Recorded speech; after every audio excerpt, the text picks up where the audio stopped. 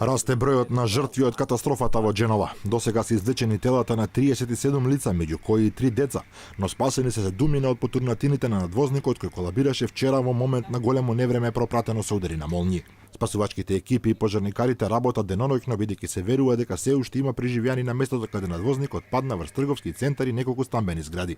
Италијанските власти бараат одговорност од надлежните, а бесната јавност бара оставки од министрите. Ова е трагедија која не би смеела да се случи во модерна држава. Ужасно е да се види урнат мост и спасувачи кои извлекуваат жртви. Мора да се испитаат надлежните органи и сите оние кои имаат одговорност. Надвозникот Моранди, како дел од автопатот А10 кој води кон Франција, се урна вчера предпладне според сведоците во момент кога бил погоден од гром, а десетици автомобили едноставно паднале во отворената бездна.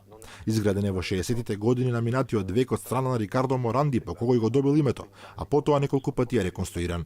Угледен професор од Универзитетот во Дженова пред 2 години предупредил дека нешто сериозно не е во ред со конструкцијата, но се чини дека неговите зборови не биле земени сериозно в предвид.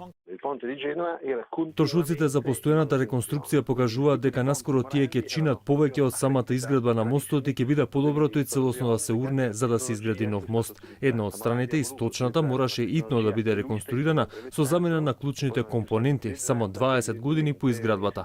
20 години за мост е ништо.